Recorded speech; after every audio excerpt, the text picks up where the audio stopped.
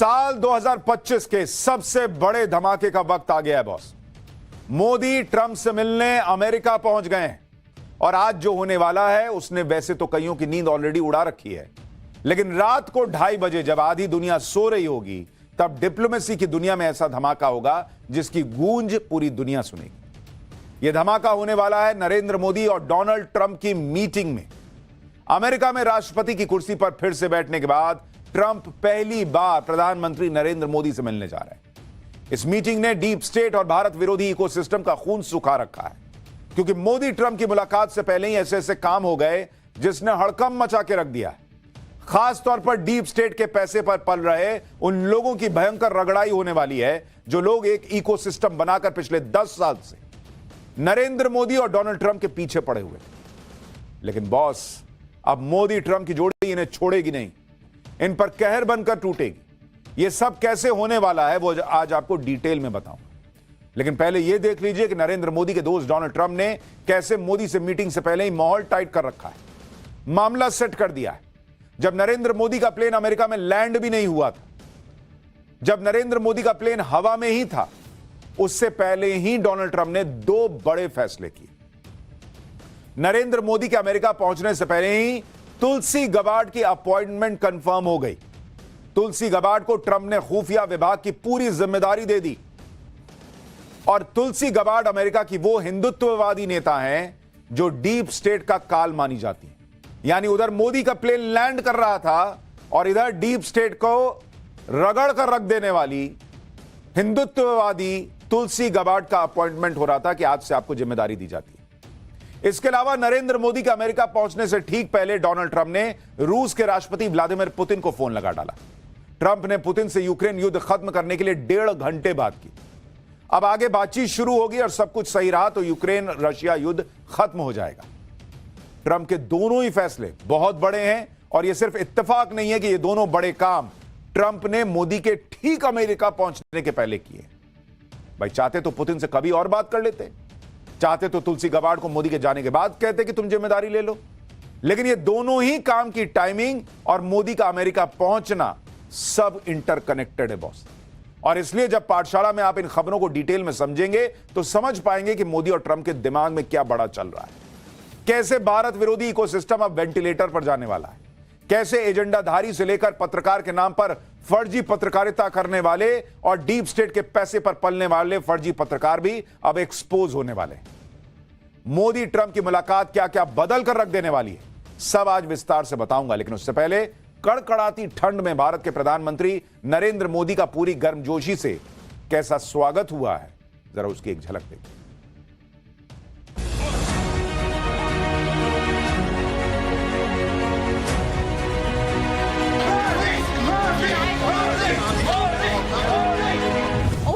Excited to be here. We have people who are on crutches and they've braved this great winter and the snow. Modi ji, Modi ji.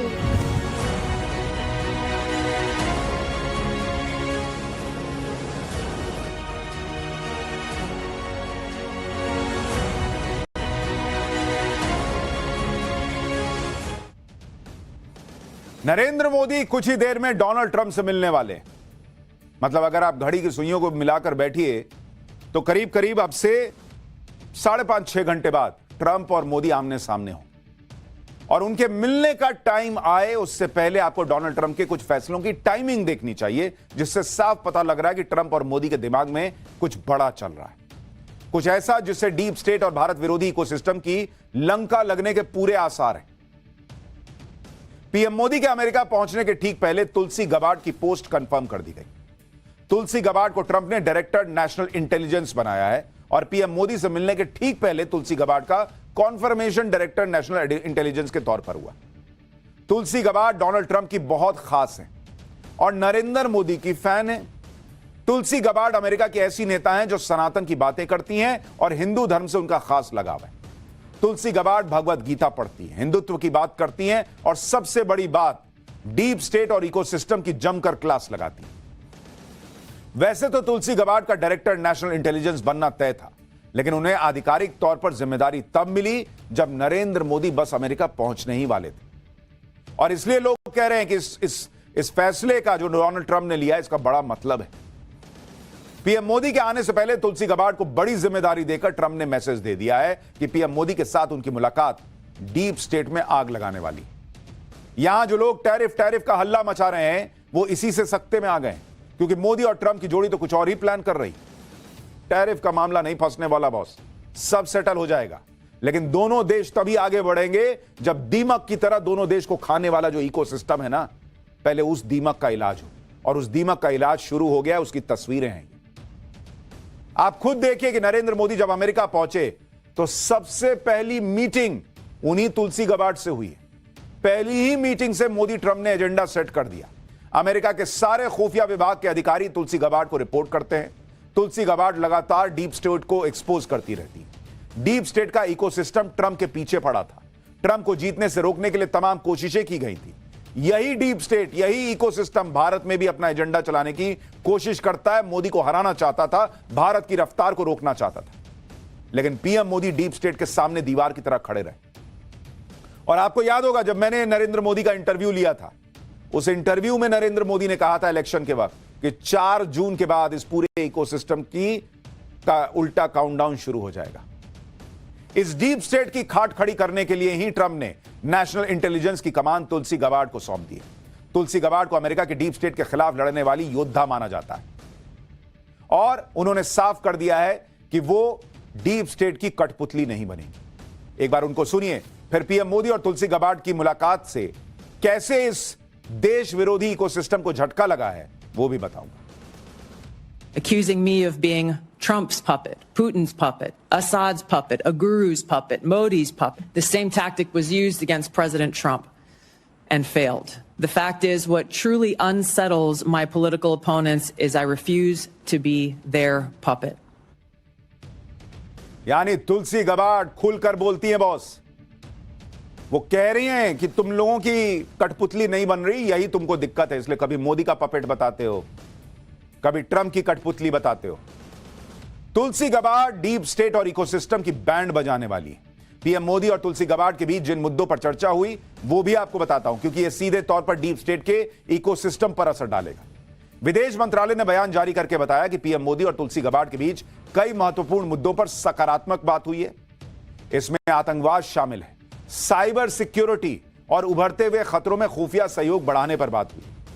ये बहुत जरूरी मुद्दे हैं, और अगर America Bharat के साथ खुफिया जानकारियां साझा करता है तो इससे भारत विरोधी ताकतों को रोकने में मदद मिल सकती है। पीएम मोदी और तुलसी गबार्ड की मुलाकात का क्या इंपैक्ट होगा उसकी कुछ झलक आपको दिखाता हूं, उसी से आपको समझ में आ जाएगा।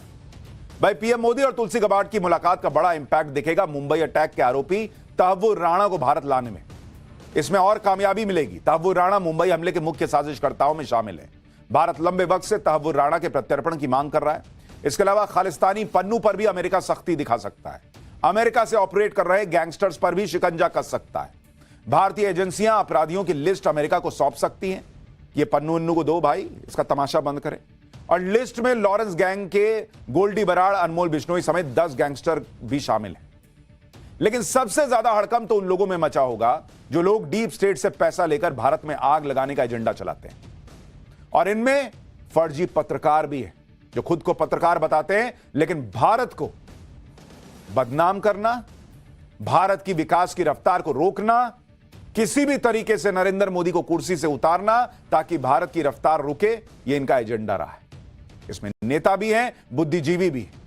अमेरिका में जब से ट्रंप कुर्सी पर बैठे हैं उन्होंने यूएसएड जैसी संस्थाओं को रगड़ कर रख दिया, क्योंकि यूएसएड जैसी संस्थाएं अमेरिका का पैसा उन लोगों पर उड़ाती हैं जो लोग दूसरे देशों में आग लगाने का काम करते हैं।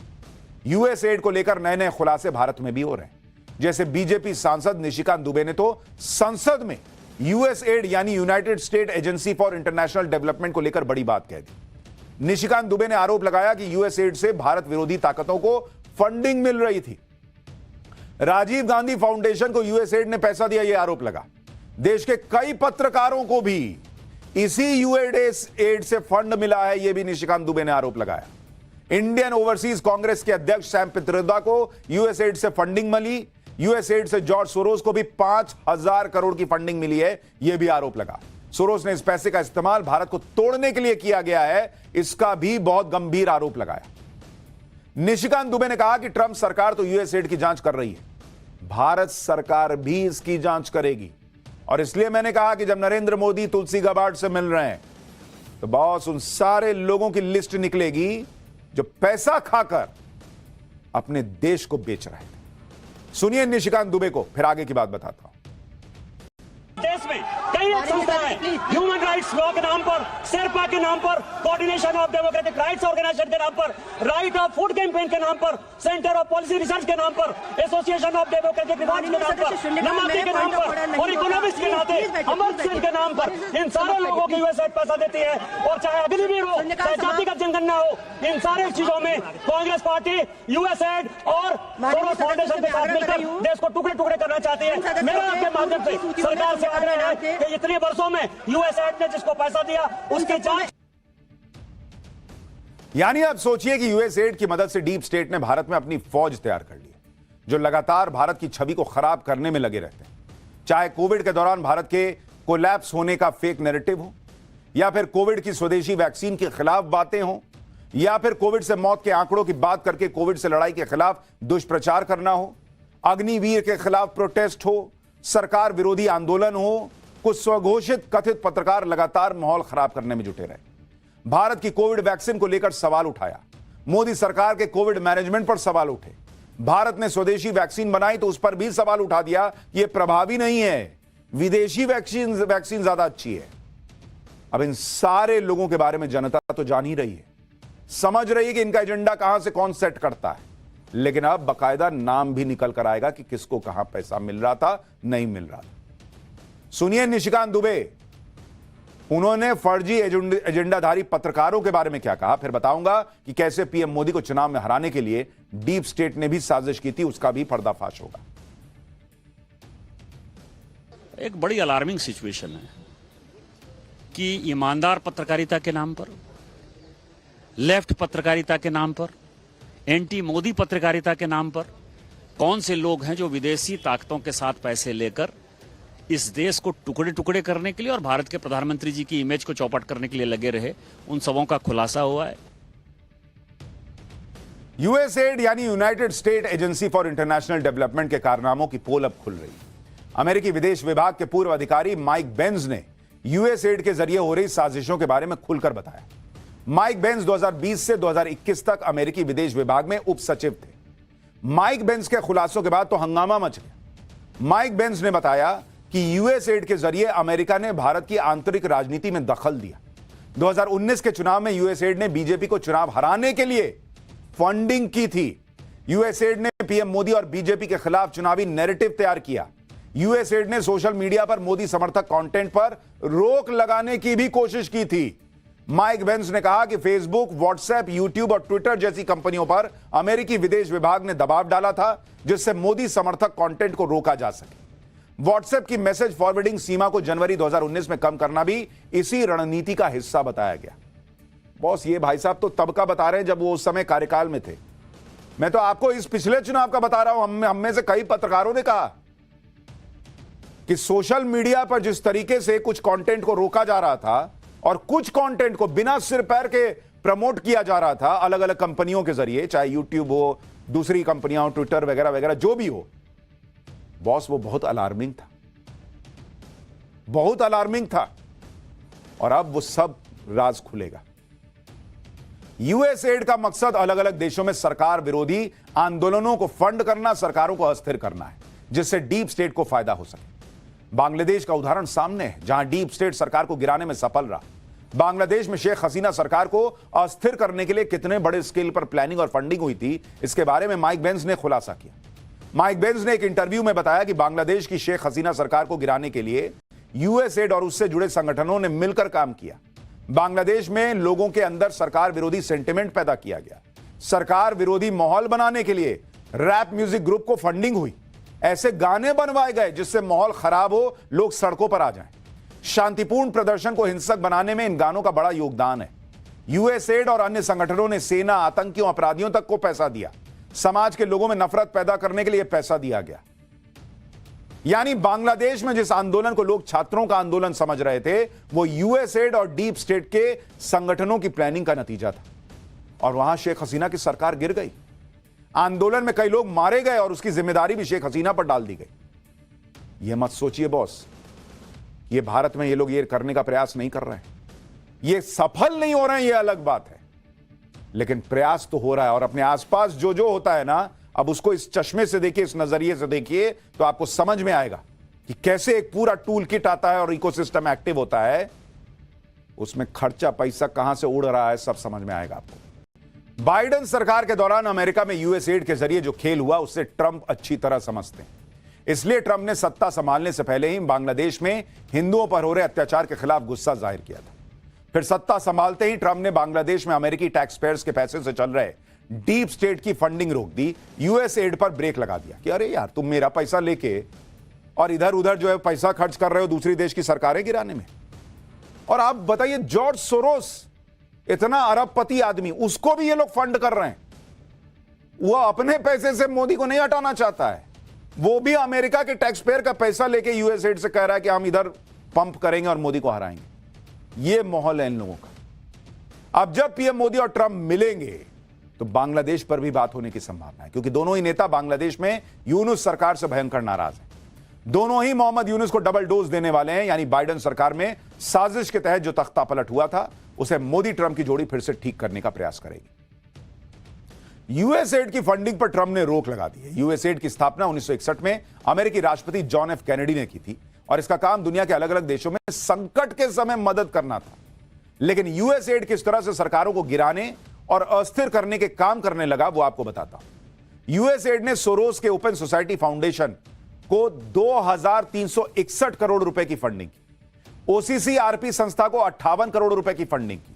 ओसीसीआरपी में जॉर्ज सोरोस का फाउंडेशन भी फंड करता है। ओसीसीआरपी भारत विरोधी नीति की वजह से चर्चा में रहता है। बांग्लादेश में सरकार विरोधी आंदोलन को फंड किया। बांग्लादेश में छात्रों के संगठनों को यूएसएड से मोटा पैसा मिला। इसी आंदोलन की वजह से शेख हसीना की सरकार गिरी थी। नेपाल में नास्तिकता को बढ़ावा देने के लिए लाखों डॉलर की फंडिंग हुई। एथिस्ट आंदोलन के बाद नेपाल को हिंदू राष्ट्र से सेक्युलर देश बना दिया गया।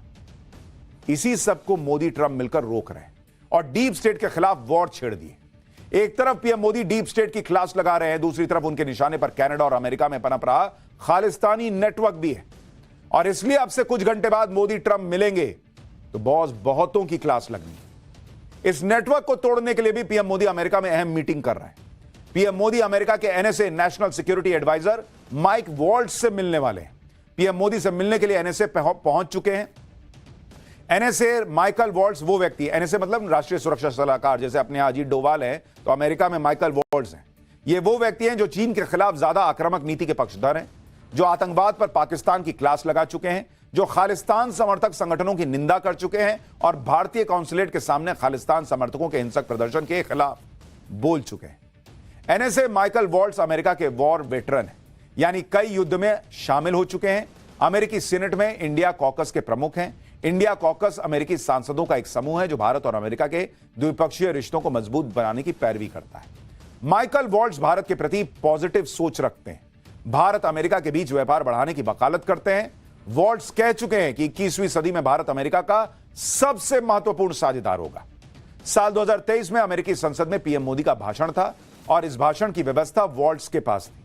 वॉल्ट्ज साल 2023 में भारत भी आए थे, स्वतंत्रता दिवस परेड में हिस्सा लिया था और पीएम मोदी से अलग से मुलाकात भी की थी। यानी डोनाल्ड ट्रंप की टीम एक तरीके से ऐसे लोगों से बनी हुई है जो भारत की भी टीम कहिए तो गलत नहीं होगा। अमेरिका में एनएसए राष्ट्रपति के टॉप एडवाइजर में से एक होता है। विदेश नीति और राष्ट्रीय सुरक्षा को शेप देने में एनएसए की अहम भूमिका होती है। जब ट्रंप ने माइकल वॉल्ट्ज को एनएसए बनाया था तभी यह कहा जा रहा था कि माइकल वॉल्ट्ज की नियुक्ति से भारत को फायदा होगा। माइकल वॉल्ट्ज चीन और कनाडा से भारत के मौजूदा विवादों को सुलझाने में मदद कर सकते हैं। माइकल वॉल्ट्ज की नियुक्ति करके ट्रंप ने कनाडा को भी भारत के खिलाफ कूल डाउन होने के संदेश दिए थे कि थोड़ा थांबा, ज्यादा उड़ने की जरूरत नहीं है। माइकल वॉल्ट्ज के आने से जस्टिन ट्रूडो को यह मैसेज चला गया था कि आप भारत से ना उलझो, दूर रहो, और वैसा ही हुआ। ट्रंप के आने से पहले ही जस्टिन ट्रूडो की कुर्सी चली गई। खालिस्तानियों पर कनाडा के सुर बदल गए। कनाडा की जांच रिपोर्ट में भारत के खिलाफ कोई सबूत तक नहीं मिला और यह तो तब हुआ जब ट्रंप ने कुर्सी संभाली नहीं थी। अब आज मोदी और ट्रंप मिलेंगे तो सोचिए क्या क्या होगा। मोदी और ट्रंप की मीटिंग से पहले ही डीप स्टेट की कुछ दुकानों पर तो ताले लग गए। जो बचे हैं उनकी फाइल मोदी और ट्रंप मिलकर निपटा देंगे। लेकिन ट्रंप के लिए एक चैलेंज ऐसा है जिसमें उन्हें पीएम मोदी का साथ चाहिए। इसलिए जब पीएम मोदी का प्लेन अमेरिका में लैंड करने वाला था, उससे ठीक पहले ट्रंप ने अपने कार्यकाल का सबसे बड़ा दांव खेल दिया। पीएम मोदी के अमेरिका पहुंचने से कुछ ही घंटे पहले ट्रंप ने पुतिन को फोन घुमा दिया। दोनों के बीच करीब 1.5 घंटे बात चली। दोनों नेताओं ने युद्ध रोकने के प्लान पर आगे बढ़ने का फैसला किया। पुतिन ने तो ट्रंप को रूस आने का न्योता भी दे दिया। ट्रंप ने भी बताया कि वो जल्द ही सऊदी अरब में पुतिन से मिल सकते हैं। पुतिन से बात करने के बाद ट्रंप ने यूक्रेन के राष्ट्रपति जेलेंस्की से भी बात की। रूस यूक्रेन युद्ध को रोकना डोनाल्ड ट्रंप का सबसे बड़ा चैलेंज है, क्योंकि ट्रंप ने चुनाव में बार बार कहा था कि वो राष्ट्रपति बने तो 24 घंटे के अंदर युद्ध रुकवा देंगे। ट्रंप कहते रहे हैं कि वो अमेरिका के संसाधनों को युद्ध में बर्बाद नहीं होने देंगे। ट्रंप ये जानते हैं कि अगर उन्होंने ऐसा कर दिया तो बॉस दुनिया में उनका ही डंका बजेगा, और इसलिए ट्रंप के लिए यह सबसे बड़ा काम है जिसे वो किसी भी कीमत पर पूरा करना चाहते हैं। लेकिन ट्रंप ये भी जानते हैं कि अकेले यह काम करना बहुत मुश्किल है, और जिस नेता की उन्हें जरूरत है वो है प्रधानमंत्री नरेंद्र मोदी। पीएम मोदी के साथ लिए बिना वो ये युद्ध शायद ही रुकवा पाए। और इसलिए आप ट्रंप और पुतिन की बातचीत की टाइमिंग देखिए। इधर पीएम मोदी अमेरिका में लैंड करने वाला था उनका प्लेन, और वहां ट्रंप ने पुतिन को फोन लगा दिया। यह कोई इत्तेफाक नहीं है। ट्रंप ने पुतिन को कॉल करने के लिए ऐसा वक्त चुना जब पीएम मोदी अमेरिका बस पहुंचने वाले थे। इसका दूसरा मतलब यह भी है कि जब पीएम मोदी ट्रंप से मिलेंगे तो दोनों के बीच यूक्रेन युद्ध पर भी बातचीत हो सकती है। ट्रंप यह बात अच्छी तरह जानते हैं कि पुतिन और मोदी अच्छे दोस्त हैं, और रूस के राष्ट्रपति भारत के प्रधानमंत्री नरेंद्र मोदी पर भरोसा करते हैं। ट्रंप ने पुतिन से बातचीत करके युद्ध को रोकने के लिए पहला कदम तो बढ़ा दिया, लेकिन इसके आगे क्या होगा? सिर्फ पुतिन से बात करने से युद्ध नहीं रुक जाएगा। उन्हें युद्ध रोकने के लिए एक प्लान चाहिए, एक रणनीति चाहिए, पुतिन से डील करने की स्ट्रैटेजी चाहिए। और इसलिए इस बात की पूरी संभावना है कि ट्रंप पीएम मोदी से इस मुद्दे पर भी बात करेंगे। यहां एक और बात भी ध्यान देने वाली है कि ट्रंप इजरायल युद्ध भी रोकना चाहते हैं। पीएम मोदी के आने से पहले ट्रंप ने हमास के भी सारे बंधकों को छोड़ने का अल्टीमेटम दिया हुआ है। यानी आप देखिए कि इधर मोदी और ट्रंप मिलने वाले हैं, और उधर इसी टाइमिंग के बीच ट्रंप बड़े बड़े फैसले कर रहे हैं। मतलब ट्रंप के पास तो इस वक्त सांस लेने की फुर्सत नहीं होगी। उन्होंने चीन से टैरिफ वॉर छेड़ रखा है, हमास को धमकी दे दी है कि सैटरडे 12:30 बजे तक सबको छोड़ो, नहीं तो नरक मचा दूंगा। पुतिन से डील करनी है। यानी ट्रंप भयंकर फंसे हुए हैं।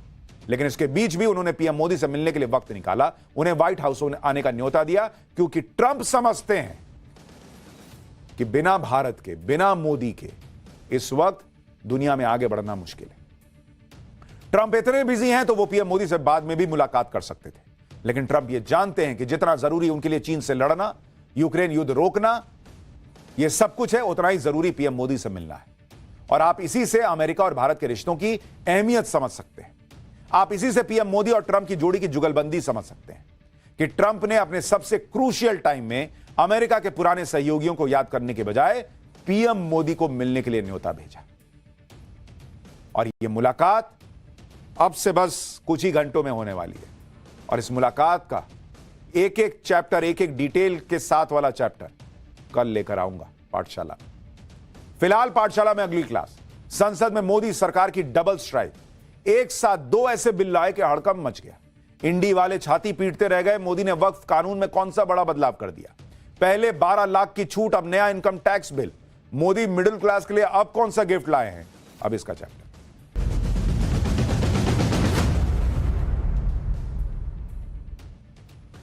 एक तरफ नरेंद्र मोदी दुनिया के समीकरण सेट कर रहे हैं, दूसरी तरफ देश में भी बड़े बड़े बदलाव कर रहे हैं। जैसे आप देखिए कि आज संसद में मोदी सरकार ने ऐसी डबल स्ट्राइक कर दी, एक साथ 2 ऐसे बिल ले आए कि हड़कंप मच गया।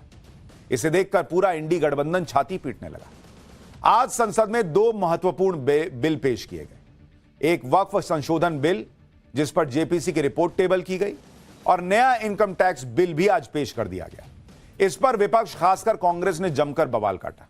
वक्फ संशोधन बिल पर जेपीसी की रिपोर्ट का खुलकर विरोध किया गया, जबकि जेपीसी में, ज्वाइंट पार्लियामेंट्री कमेटी में, विपक्ष के कई सांसद खुद सदस्य थे। वक्फ में संशोधन की डिमांड लंबे समय से हो रही है। वक्फ की संपत्तियों को रेगुलराइज करने के लिए उसमें संशोधन किए गए, जिस पर विपक्ष ने आपत्ति जताई। इसके बाद बिल जेपीसी में गया। अब जेपीसी की रिपोर्ट आई तो उस पर भी हंगामा कर रहे हैं। लेकिन वक्फ संशोधन बिल की जेपीसी रिपोर्ट पर विपक्ष के नेता हंगामा करते रहे और खुद को ही एक्सपोज करते रहे क्योंकि इसी बीच मोदी सरकार ने मिडिल क्लास को राहत देने वाला इनकम टैक्स बिल भी पेश कर दिया। यानी विपक्ष अपनी, आप एक तरीके से कहिए कि एक वर्ग विशेष की जो पॉलिटिक्स है उसी में फंसा रहा, तुष्टीकरण की पॉलिटिक्स में फंसा रहा, और मोदी सरकार अपना काम करती रही। आज संसद में वक्फ संशोधन बिल की जेपीसी रिपोर्ट पर किस तरह से हंगामा हुआ, उसका ट्रेलर देखिए, फिर पूरी डिटेल बताता हूं।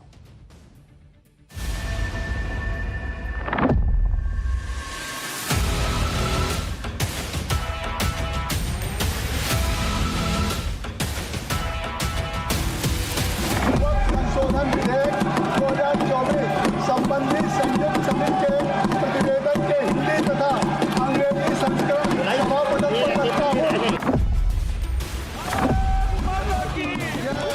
ये तुष्टीकरण की राजनीति है। This is a politics of appeasement. ये ठीक नहीं है, ये कंडेमेबल है। हमने अपना पक्ष रखा। हमारे पक्ष से आप सहमत हो सकते हैं, असहमत हो सकते हैं, लेकिन उसको कूड़ेदान में कैसे डाल सकते हैं? ये वक्फ को बचाने के लिए नहीं है, वक्फ को मुसलमानों से छीनने के लिए, बर्बाद करने के लिए ये बिल लाया जा रहा है।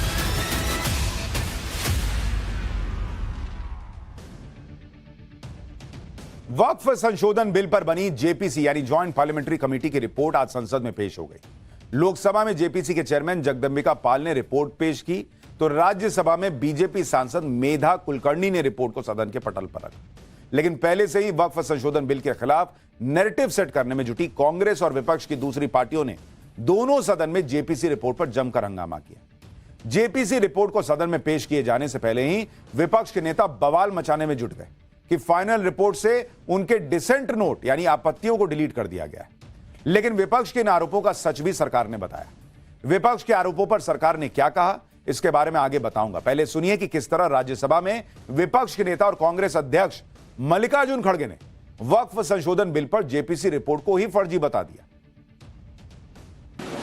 वो नोट देने के बावजूद भी प्रोसीडिंग से निकालना और उन मेजॉरिटी मेंबर्स के व्यूज सिर्फ उसमें रखकर बुलडोज करना, ये ठीक नहीं है, ये कंडेमेबल है। तो आप डिसेंट नोट के व्यूज को प्रिंट करके या अपने रिपोर्ट में डाल के बोलना चाहिए, उसके बजाय उसको डिलीट करके अगर कोई रिपोर्ट होती है मैं उसको कंडेम करता हूं। और ऐसे फर्जी रिपोर्ट को हम कभी नहीं मानेंगे, सदन कभी नहीं मानेगा। लोकसभा में राज्यसभा में वक्फ संशोधन बिल पर पेश की गई जेपीसी रिपोर्ट पर आज लगातार हंगामा हुआ। कभी विपक्ष ने वॉकआउट किया, कभी हंगामे की वजह से कार्रवाई को स्थगित करना पड़ा। इस सब के बीच दोनों तरफ से आरोप प्रत्यारोप का दौर भी जारी रहा। जैसे विपक्ष ने आरोप लगाया कि वक्फ बिल की आड़ में मुसलमानों को टारगेट किया जा रहा है। विपक्ष के इस आरोप को सरकार ने तुष्टीकरण की राजनीति बताया। विपक्ष ने आरोप लगाया कि सरकार का मकसद सारी जमीनों को हथियाना है, जिस पर सरकार ने कहा कि विपक्ष संसद और देश को गुमराह कर रहा है। विपक्ष ने दावा किया कि वो देश के सारे धर्मों के अधिकारों की रक्षा करेंगे, जिस पर सरकार ने साफ किया कि वक्फ बोर्ड की मनमानी और नहीं चलने देगी। विपक्ष आरोप लगा रहा है कि जेपीसी रिपोर्ट से उनकी बातों को हटा दिया गया है, जिस पर सरकार ने साफ किया कि रिपोर्ट में कुछ भी नहीं हटाया गया। यही नहीं, केंद्रीय गृह मंत्री अमित शाह ने लोकसभा में विपक्ष को यह ऑफर भी दिया कि अगर वो जेपीसी रिपोर्ट में कुछ जोड़ना चाहते हैं तो बीजेपी उसका विरोध नहीं करेगी। सुनिए वक्फ संशोधन बिल पर पेश की गई जेपीसी रिपोर्ट को लेकर विपक्ष के आरोपों पर लोकसभा में अमित शाह और राज्यसभा में किरण रिजिजू ने क्या जवाब दिया। माननीय अध्यक्ष जी, विपक्ष के कुछ सदस्यों ने आपत्ति जताई है कि इनके जो विमत है, डिस्प्यूट्स है, इनको पूरी तरह से नहीं रखा गया है। मैं मेरी पार्टी की ओर से आपको विनती करना चाहता हूं कि विपक्ष के जो डिस्प्यूट्स है, एक सिरनीर कर आप संसदीय कार्यप्रणालिका के उपयुक्त रूप में जो जोड़ना है वो जोड़े। इसमें मेरी पार्टी को कोई आपत्ति नहीं। There is no deletion, there is no removal of any part of the report. Everything is tabled on the floor of the House. On what basis you can raise this kind of issues? Don't mislead the House. हालांकि सरकार की सफाई का विपक्ष पर कोई असर पड़ा नहीं। संसद में हंगामे के बीच एआईएमआईएम के चीफ असदुद्दीन ओवैसी कांग्रेस सांसद इमरान मसूद और गौरव गोगोई और टीएमसी सांसद कल्याण बनर्जी ने लोकसभा स्पीकर से मिलने के लिए वक्त मांगा और पहुंच गए। विपक्ष के नेताओं ने शिकायत की कि जेपीसी रिपोर्ट में उनकी आपत्तियों को जगह नहीं दी गई है। जेपीसी रिपोर्ट पर इन लोगों को सुनिए, इसके बाद वक्फ बिल पर बवाल की असल वजह बताऊंगा। हमने अपना पक्ष रखा।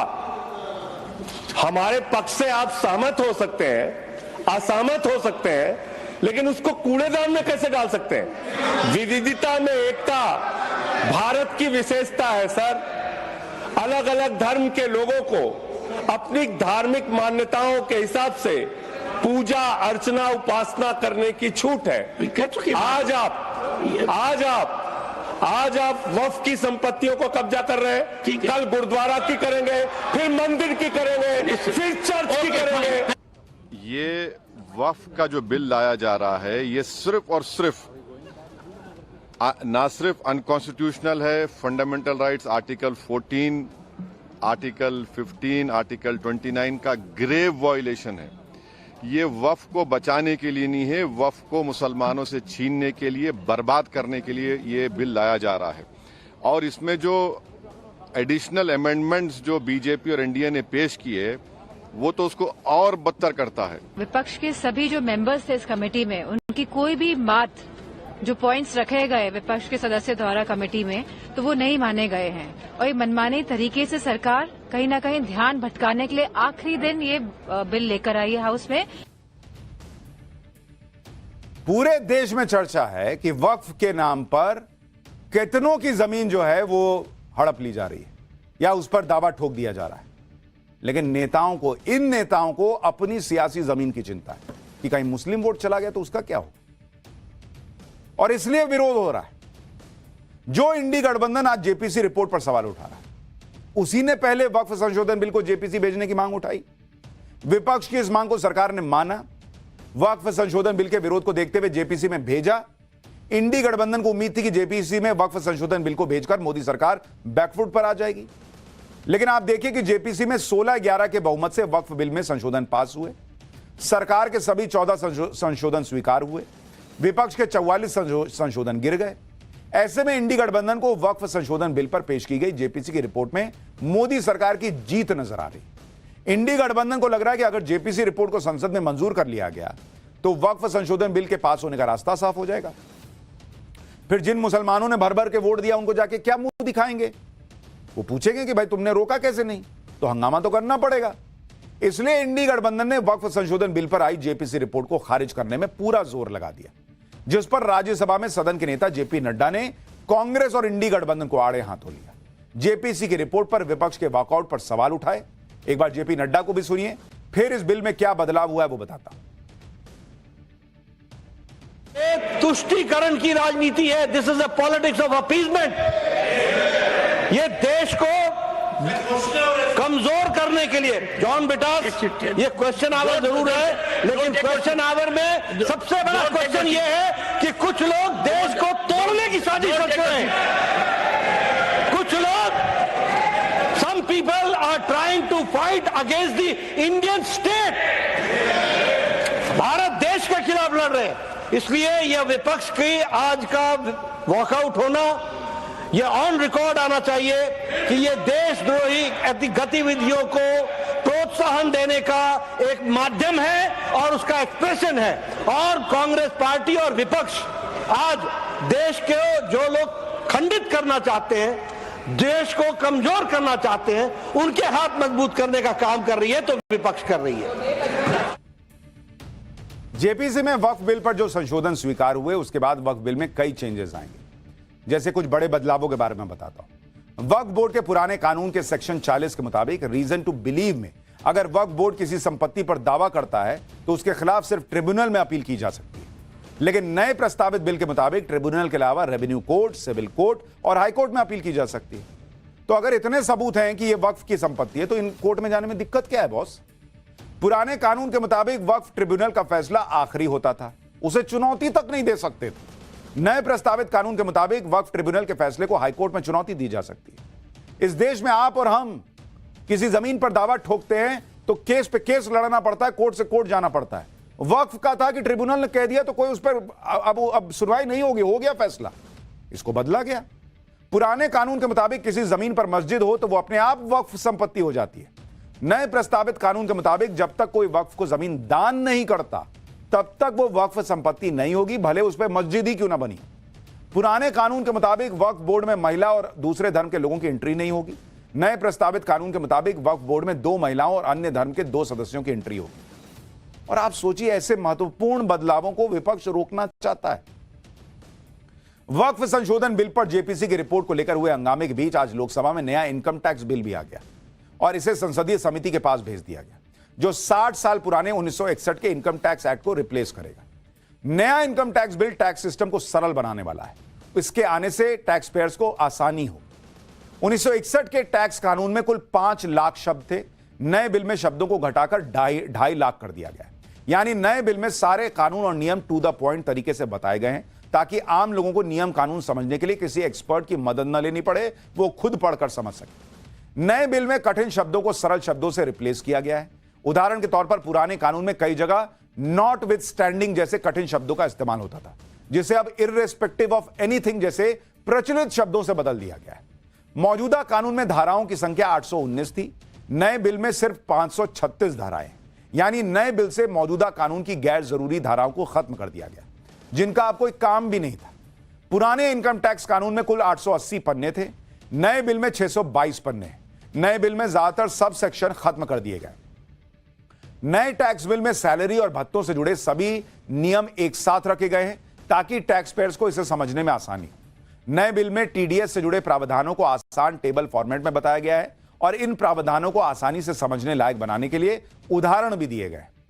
यानी नए टैक्स बिल का मेन मकसद इनकम टैक्स कानून की भाषा को सरल और आसान बनाना है, ताकि आम टैक्स पेयर्स को इसे समझने में कोई परेशानी ना हो। लोग इनकम टैक्स की धाराओं में फंस के न रह जाएं, बल्कि अपना पूरा ध्यान बिजनेस बढ़ाने पर लगाएं, जिससे देश की अर्थव्यवस्था बढ़े, उसमें मदद मिले। नए बिल को 1 अप्रैल 2026 से लागू किया जा सकता है। यानी संसद में एक हंगामा आज जो हुआ, 2 हंगामे हुए, उसके बारे में आपको बताया। पाठशाला में अब अगली क्लास। शादी में ऐसा कौन सा बिन बुलाया मेहमान आ गया कि दूल्हा दुल्हन सब भाग खड़े हो गए? वो मेहमान जिसे बेहोश करने के बाद शादी पूरी हो पाई। जरा ये इंटरेस्टिंग खबर का चैप्टर देखिए।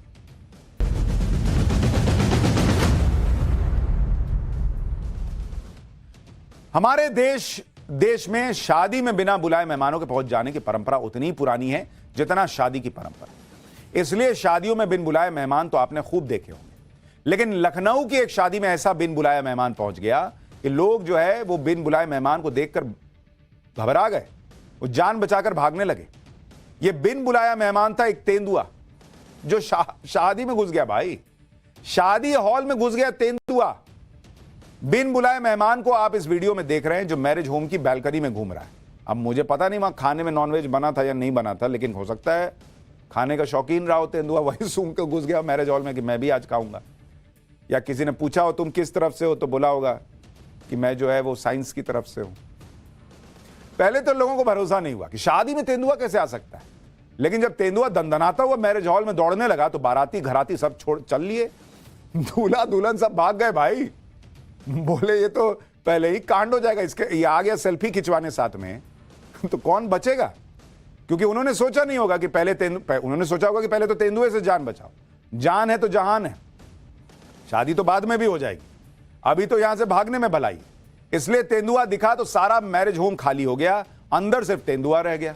अब तेंदुआ परेशान कि सब मुझे छोड़ के चले कहां गए। अब जब तेंदुए को देखकर बाराती घराती सब जान बचाकर भागे, तो हुआ यह कि इस तेंदुए को पकड़ेगा कौन? पुलिस को फोन किया गया। रात करीब 11 बजे पुलिस अपने साथ वन विभाग की टीम लेकर पहुंची, जो पूरी तैयारी के साथ तेंदुए को पकड़ने आई थी। अमूमन रात में डीजे वगैरह बजता है और पुलिस आती है तो लोग घबरा जाते हैं। ये पहली शादी होगी जहां पुलिस आई तो लोग खुश हो गए। तेंदुआ भी मानो खुद को पुष्पा समझ रहा था, जैसे सोचकर बैठा हो कि कुछ भी हो जाए झुकेगा नहीं। इससे पहले कि पुलिस और वन विभाग की टीम तेंदुए को पकड़ती, तेंदुए ने कैसे उन पर हमला कर दिया, इसका एक वीडियो देखिए, आपके भी रोंगटे खड़े हो जाएंगे। जरा देखिए वीडियो।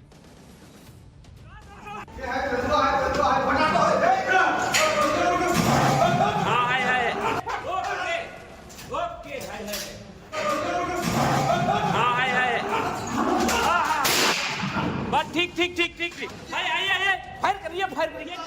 गोली लग गई, ये खड़ा ये खड़ा फायर करिए। यानी पिछली जन्म में पता नहीं इसने शादी देखी हो ना देखी हो, या शादी के वक्त ही इसके साथ कुछ हुआ। भाई इस तेंदुए को शादी का देखने का बड़ा शौक था, वो जाने को तैयार नहीं। खैर ये तो लाइटर नोट पे बात कर रहा हूं, लेकिन वन विभाग की टीम पर तेंदुए ने अटैक कर दिया। एक पुलिस वाले को तेंदुए ने घायल भी कर दिया। 5 घंटे तक वन विभाग की टीम और तेंदुए के बीच एनकाउंटर चलता रहा। उसके बाद रात को करीब 2 बजे तेंदुए पर काबू पाया गया। उसे पहले ट्रैंकुलाइज करके बेहोश किया गया और फिर जाल में डालकर ले जाया गया।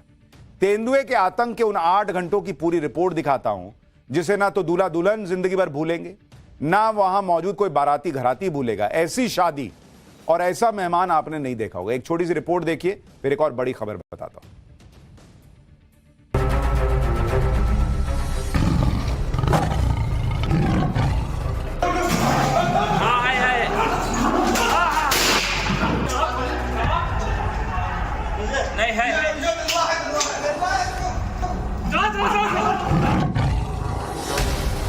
Location MM marriage lawn, Buddheshwar ring road, Lucknow. Time रात के 9 बजे।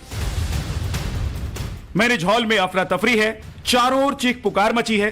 दूल्हा दुल्हन के साथ लोग जान बचाने के लिए इधर उधर भाग रहे हैं। घराती हो या बाराती, शादी में आए हर किसी के चेहरे पर हवाइयां उड़ी हुई हैं। डर के चलते जिसको जहां जगह मिली वो वहीं छिप गया। लोग अपनी प्लेटें छोड़कर भाग गए। हलवाई कैटरिंग वाले मौके से 9-11 हो गए। वजह है इस मैरिज हॉल में घुसा एक तेंदुआ। यही वो तेंदुआ है जिसे पकड़ने के लिए वन विभाग की पूरी टीम ट्रैंकुलाइज गन के साथ पूरे एक्शन में। ड्रोन कैमरे में तेंदुए की लोकेशन कैप्चर होती है। फॉरेस्ट डिपार्टमेंट की पूरी टीम एक्शन में आ जाती है। तेंदुआ को पकड़ने के लिए टीम सीढ़ियों पर चढ़ती है और तभी उनका तेंदुए से हो जाता है आमना सामना।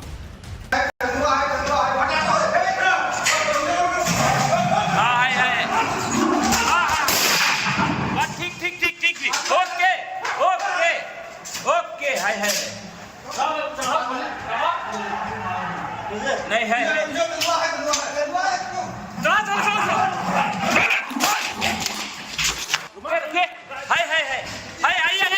नहीं है फायर करिए। गोली लग गई। ये खड़ा फायर करिए।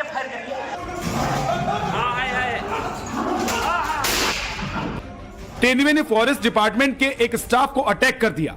जबरन राइफल को अपने जबड़े में ले लिया। इस जंगली जानवर को काबू करने के लिए गोली भी चलाई गई, लेकिन उसे लगी नहीं। कई राउंड ट्रैंकुलाइज करने की कोशिश की गई, लेकिन बार बार वो बच जाता था। फायर करिए। गोली लग गई। ये खड़ा फायर करिए। करीब 4 घंटे की मशक्कत के बाद तेंदुआ ट्रैंकुलाइज गन के टारगेट पर आ गया और उसे बेहोश कर रेस्क्यू किया गया। यहाँ पर तेंदुआ जो है वो दिखाई दिया। उसके बाद से वन विभाग को सूचित किया गया। पुलिस की टीम यहाँ पहुंची। करीब 10 बजे पुलिस और वन विभाग की टीम यहाँ पहुंच गई थी। तेंदुआ उस वक्त यहाँ पर जो है वो दिखाई दिया। इन्हीं सीढ़ियों पर तेंदुआ जो है वो दिखाई दिया था। दरअसल जब ड्रोन से पूरे इलाके की मैपिंग की गई तो पता चला कि तेंदुआ जो है वो शोर सुनकर छत पर चला गया था। लिहाजा पुलिस की टीम यहाँ पहुंची। यहाँ देखिए आपको निशान दिखाई देंगे। ये तेंदुए के जो है पंजे के निशान है। यहाँ पे उसे ट्रैंकुलाइज किया गया। ये कांच की जो है वो चीजें पड़ी हुई आपको दिखाई देंगी। ये जो खिड़की आपको दिखाई दे रहा है, छत से चढ़कर वन विभाग की और टीम वहां से आई और यहाँ इस खिड़की से तेंदुए को यहाँ पे ट्रैंकुलाइज किया गया। तो यहाँ से तेंदुआ जो है रात करीब 12 -12:30 बजे पकड़ा गया। रात 9 बजे तेंदुआ यहाँ पे आया था और रात 12:30 तक जो है यहाँ पर दहशत मौजूद रही। आपको एक और तस्वीर दिखाते हैं। यहाँ पे देखिए गोलियों के निशान भी हैं। फायरिंग करना पड़ा पुलिस को तेंदुए पे बचने के लिए, क्योंकि तेंदुए ने एक पुलिस वाले पर हमला किया था। दरोगा की पिस्टल जो है वो गिर गई थी। ये गोली के निशान है। ये पूरा गोली जो है आर पार हो चुका है, इधर से लगा है और इस पार से निकल गया है। तो ये जो पूरा शादी का माहौल था वहां पे एक तेंदुए के आने की वजह से दहशत फैल गई। ये तो यानी तेंदुआ बेहोश हुआ तब जाकर शादी पूरी हो पाई। आखिरकार शादी हो गई, लेकिन ऐसी शादी रही कि भाई जिनकी शादी थी वो तो याद रखेंगे ही, जो आए थे वो भी याद रखेंगे कि भाई साहब कोई तो मेहमान आया था। पाठशाला में अगली क्लास। आरएसएस ने 150 करोड़ का दफ्तर बनाया। इतना पैसा कहां से आया, सच सुनकर हैरान रह जाएंगे। आरएसएस के हेडक्वार्टर को शीश महल बताने वालों की ऐसी क्लास लगेगी कि झूठ फैलाना भूल जाएंगे अब इसका चक्कर।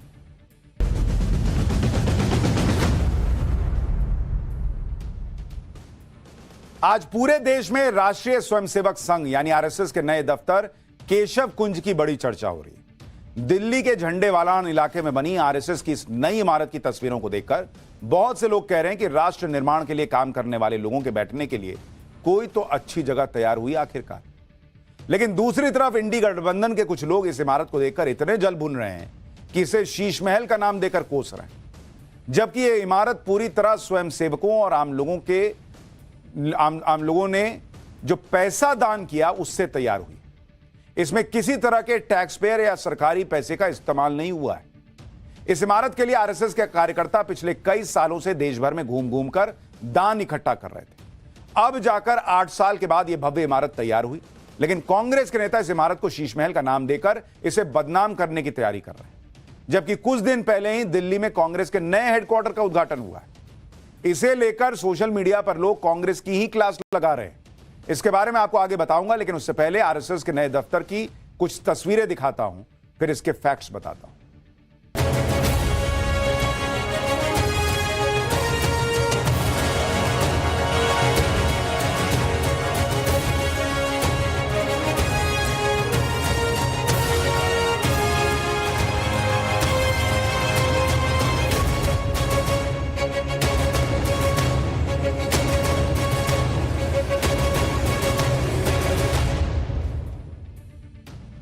दिल्ली में आरएसएस के नए दफ्तर को शीश महल का नाम देकर कांग्रेस ने एक नई मुसीबत मोल ली। आगे बढ़ने से पहले आपको इस इमारत के बारे में बताता हूं ताकि कोई कंफ्यूजन ना रहे। दिल्ली के झंडेवालान में तैयार आरएसएस के नए दफ्तर को पुराने दफ्तर को तोड़कर तैयार किया गया। यहां आरएसएस 1962 से काम कर रहा है। नए दफ्तर का काम 2018 में शुरू हुआ था, जो 8 साल बाद पूरा हुआ है। आधुनिक सुविधाओं से लैस यह दफ्तर करीब 4.25 एकड़ के एरिया में फैला है। 12 मंजिला इस इमारत में 3 टावर बनाए गए हैं, जिनका नाम साधना, प्रेरणा और अर्चना रखा गया। इसमें कुल मिलाकर 300 कमरे, ऑफिस और 3 ऑडिटोरियम है। इसके अलावा कार्यकर्ताओं के लिए एक लाइब्रेरी और कैंटीन भी बनाई गई है। आरएसएस के इस कार्यालय केशव कुंज को फिर से बनाने पर करीब 150 करोड़ रुपए खर्च हुए। यह खर्च हिंदुत्व की विचारधारा रखने वाले 75,000 से ज्यादा लोगों और स्वयं सेवकों से इकट्ठा किया गया था। यानी जो लोग कह रहे हैं कि यह शीश महल है, बहुत शीश महल टैक्स पेयर के पैसे से बना था। आरएसएस का दफ्तर स्वयं सेवकों के पैसे से बना है, उनकी मेहनत के पैसे से बना है, आपके हमारे टैक्स के पैसे से नहीं बना है बॉस। इसलिए शीश महल नहीं है। ऐसा कहा जा रहा है कि 19 फरवरी को आरएसएस प्रमुख मोहन भागवत और महासचिव दत्तात्रेय होसबोले इस कार्यालय का उद्घाटन करेंगे। इस कार्यक्रम में दिल्ली इकाई के कार्यकर्ता भी शामिल होंगे। आपको जानकर हैरानी होगी कि आरएसएस जैसे इतने बड़े संगठन के पास अपने 200-300 कार्यकर्ताओं से एक संवाद करने के लिए दिल्ली में कोई अपनी ढंग की जगह तक नहीं थी। इसके लिए कई बार खुले मैदान या किराए पर ऑडिटोरियम लेना पड़ता था, लेकिन अब इस इमारत में बने ऑडिटोरियम में 600 से ज्यादा लोगों को एक साथ बैठाकर कार्यक्रम हो सकता है। इस भव्य ऑडिटोरियम को विश्व हिंदू परिषद के नेता अशोक सिंघल के नाम पर बनाया गया है। इसके अलावा इसमें 2 और ऑडिटोरियम है, जिसमें 400 लोगों के बैठने की सुविधा है। इस इमारत में आरएसएस ने एक हेल्थ क्लिनिक भी तैयार करवाया है, ताकि आसपास के इलाके में रहने वाले गरीब तबके के लोगों का इलाज करवाया जा सके। इस इमारत की सबसे बड़ी खास बात यह भी है कि इसमें बहुत बड़ा सीवेज ट्रीटमेंट प्लांट भी बनाया गया है, ताकि इमारत के पानी का फिर से इस्तेमाल किया जा सके और पानी की बर्बादी को कम किया जा सके। इस इमारत को मॉडर्न और पुराने परंपरागत दोनों ही तरीके का लुक दिया गया है। पूरी दुनिया जानती है कि आरएसएस का स्वयंसेवक बनना बहुत निष्ठा, मेहनत और समर्पण का काम है। इसके लिए बहुत कष्ट और संघर्ष को झेलना पड़ता है। राष्ट्र निर्माण को लेकर आरएसएस के लोगों में एक अलग तरह की जिद और जुनून हावी रहती है। आपको जानकर हैरानी होगी कि आरएसएस के शुरुआती स्वयंसेवकों को आज भी मोबाइल फोन नहीं दिया जाता, ताकि वो लोगों के घर घर जाकर व्यक्तिगत रूप से संपर्क कर सकें। ये लोग अपने पैसे खर्च करके संगठन का काम करने के लिए ऐसे ऐसे इलाकों में जाते हैं जहां सड़कें नहीं है, कई किलोमीटर तक पैदल चलना पड़ता है। ठहरने के लिए ये लोग किसी धर्मशाला और किसी परिचित के घर में शरण लेते हैं। इसके बाद जब कभी इन्हें संगठन के किसी कार्यक्रम के दौरान दिल्ली जैसे शहर में बुलाया जाता है, तो यहां भी इनके ठहरने के लिए व्यवस्था नहीं हो पाती। अब जब यहां एक इमारत बनाई गई तो कांग्रेस के नेता इसको शीश महल का नाम दे रहे हैं। जो लोग ये नहीं जानते कि पिछले 100 साल में आरएसएस ने किस तरह के कष्ट और संघर्ष को झेला है और तब जाकर इतना बड़ा संगठन बना है। उन्हें यह जानना चाहिए 100 साल पहले आरएसएस ने किस तरह एक कमरे में अपना दफ्तर शुरू किया था और कई सालों तक खुले मैदान में मीटिंग करते रहे, आपको शायद पता नहीं। दरअसल 1921 में खिलाफत आंदोलन के दौरान कांग्रेस की तुष्टीकरण वाली सोच से नाराज होकर डॉक्टर हेडगेवार ने एक नया संगठन बनाने की तैयारी शुरू की। 27 सितंबर 1925 को विजयदशमी के दिन हेडगेवार ने नागपुर में एक बैठक बुलाई। हेडगेवार के घर शुक्रवारी में 5 लोगों की बैठक हुई, जिसमें संघ को शुरू करने का ऐलान हुआ। 17 अप्रैल 1926 को हेडगेवार के संगठन का नामकरण हुआ राष्ट्रीय स्वयंसेवक संघ यानी आरएसएस। शुरुआत में हफ्ते में 2 दिन बैठक और शाखा लगाई जाती थी।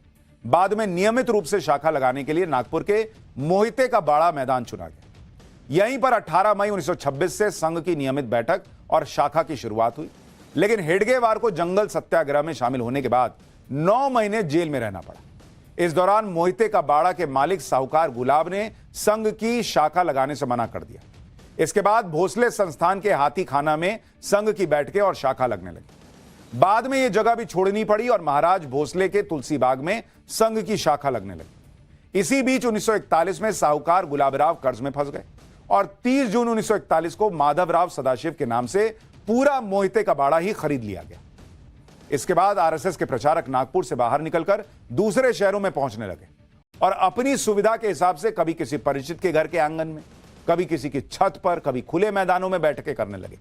यह सिलसिला सालों चला। महाराष्ट्र से बाहर संघ की पहली शाखा 1930 में वाराणसी में लगी। स्वयंसेवक बनने के लिए बहुत कठिन नियमों की शुरुआत हुई, जो आज भी जारी है। जैसे आरएसएस अपने कार्यकर्ताओं यानी स्वयंसेवकों के लिए 3 तरह के ट्रेनिंग कैंप आयोजित करता है। ये कैंप 1 दिन से लेकर महीने भर तक के हो सकते हैं। ट्रेनिंग कैंप में शामिल होने वाले स्वयंसेवक अपने साथ कपड़े, बर्तन और चटाई चादर लेकर आते हैं। एक शिविर के लिए हर स्वयंसेवक से 100 से 200 रुपए तक की फीस ली जाती है। संघ के ट्रेनिंग कैंप में मोबाइल ले जाना मना होता है। पूरी ट्रेनिंग के दौरान स्वयंसेवक अपने परिवार और दोस्तों से दूर रहते हैं। इसके बाद संघ का प्रचार प्रसार करने के लिए अलग अलग इलाकों में इन्हें भेजा जाता है। इस दौरान स्वयंसेवक को अपनी जेब से खर्चा करके जाना होता है। कई बार पैसा बचाने के लिए स्वयंसेवक पैदल यात्रा भी करते हैं। इसके अलावा अपने स्तर पर खाने की व्यवस्था करनी पड़ती है। बहुत बार ऐसा भी हुआ है कि स्वयंसेवकों को भूखे पेट काम करना पड़ा। इससे जुड़ा एक मशहूर किस्सा पूर्व प्रधानमंत्री अटल बिहारी वाजपेयी से जुड़ा हुआ है। 1939 में आरएसएस से जुड़ने के बाद अटल बिहारी वाजपेयी संघ के प्रचार में जुट गए। इस दौरान वाजपेयी की मुलाकात गोरखपुर में आरएसएस के वरिष्ठ प्रचारक नानाजी देशमुख से हुई। उस समय वाजपेयी ने अपने पैरों में फटी चप्पल पहनी हुई थी। उनके पास इतने पैसे नहीं थे कि नई चप्पल खरीद सके, इसलिए नानाजी देशमुख ने उन्हें नई चप्पल खरीदने के लिए पैसे दिए। अगले दिन नानाजी ने देखा कि अटल जी की वही पुरानी चप्पल उन्होंने वही पहनी हुई है। जब इसका कारण पूछा तो अटल जी ने बताया कि वो पिछले कई दिनों से भूखे थे, इसलिए उन पैसों से खाना खा लिया, चप्पल नहीं जुड़वा पाए। यह होता है एक स्वयंसेवक का जीवन।